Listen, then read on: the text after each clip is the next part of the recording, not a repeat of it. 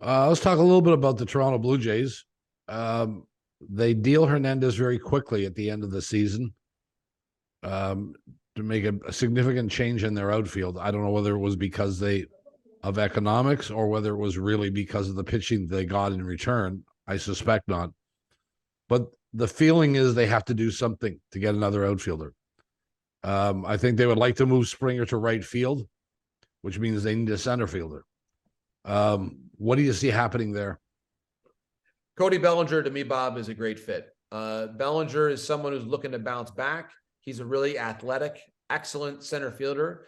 I think he's someone that has achieved enough in his career, World Series champion, NL MVP, that if you were to call George Springer and say, listen, you had injuries at the end of the season. We love you, but we need to potentially have you play the corner. And okay, who are you bringing in to play center field? And the answer is Cody Bellinger.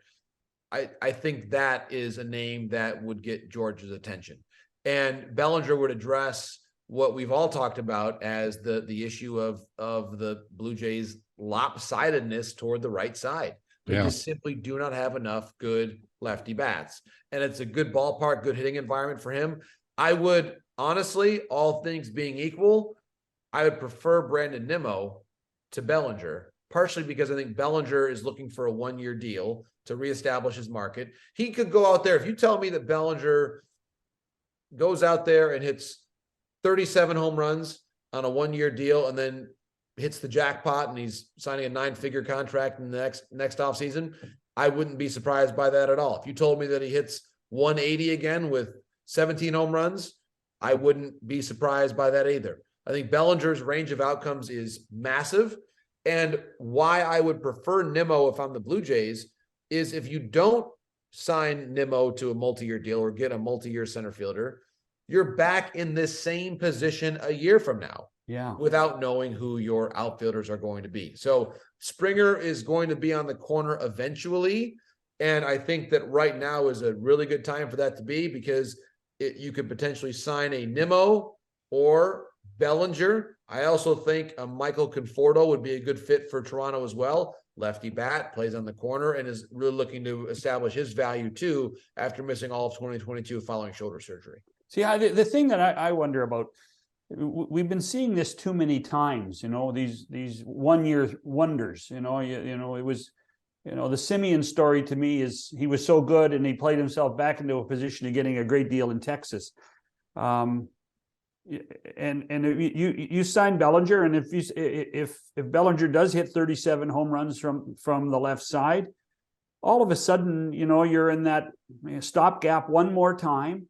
And you still have to sign Guerrero and Bichette at some point in the near future. And now you're going to have to, if you like what Bellinger does, you're going to have to another guy.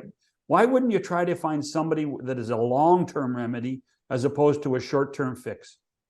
You're right, John, and that's exactly where I think the Blue Jays will go. They will go for the longer-term fix if they can find one, and if they can't, then I suppose you take what's there for you and consider the possibility of Bellinger on a shorter-term deal.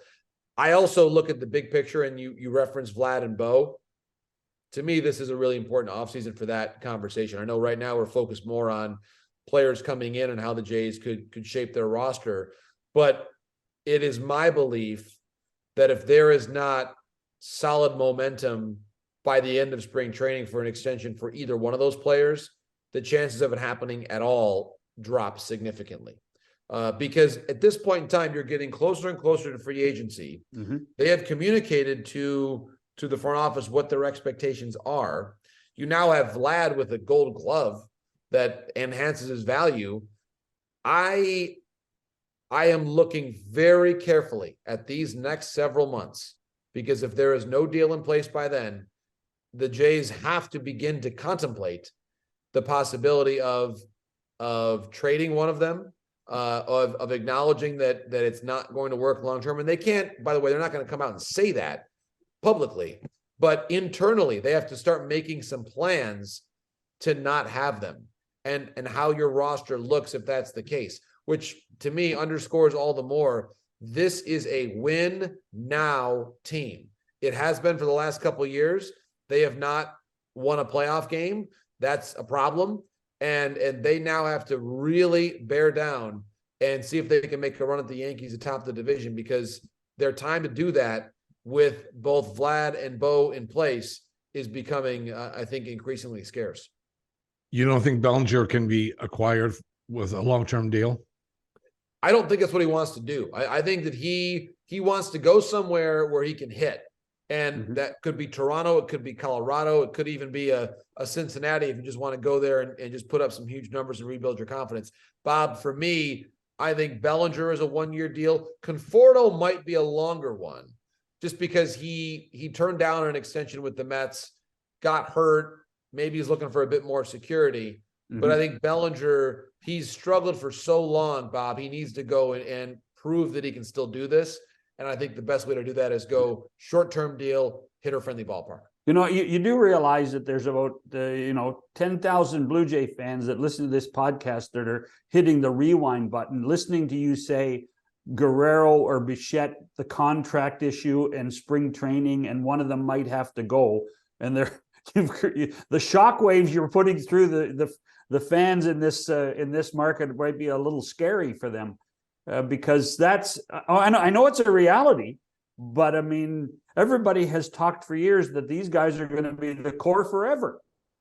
Right. Well, they have to sign him though, and this is now. And remember, we had this very same conversation, and it's not. And I'll clarify by saying I'm not expecting them to trade him before the season starts. No, That's not what I would. But I mean, it could be a hangover though. It could be a huge hangover. Exactly. And there could be this direction of where are we going here? What is the plan?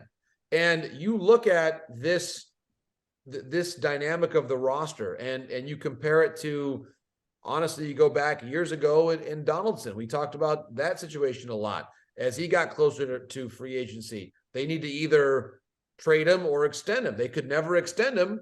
And then what happened? They waited too long. He got hurt, and they never really got full value for him. I would say that you look at the Juan Soto deal with San Diego, and again, different situation right now. The Jays are a much better team than what the Nationals were a year ago when they traded Soto, but it's not terribly dissimilar in that you've got a really unique generational offensive talent who you've tried to sign, and the more that he says no, at that point, you're one bad first half away from this becoming the overwhelming narrative of the team. What do you do with these guys? When the team is winning, much like in a certain way, I'll make the hockey comparison. Austin Matthews' future is part of the conversation with the Leafs, but they're competing. They're in the mix, obviously, for the playoffs. So you're not dwelling on it so much. If you're on a team that is disappointing and falling far short of the playoff picture, like is always possible for a team if their pitching goes haywire for a couple weeks or a couple months, then your protection is gone in terms of what the narrative becomes around your team. It becomes this incessant story of where's Vlad's contract, where's Bo's contract, who's getting paid, who's getting traded. They need to either wrap this thing up in the positive way by signing them, or acknowledge that if the team struggles for any prolonged period of time, this discussion is going to come rearing back into the picture, and there's nothing that you can do to totally tamp it down other than extend the players or trade the players. It becomes an eventuality that as the closer they get to free agency, the reckoning arrives, and you have to deal with it one way or the other.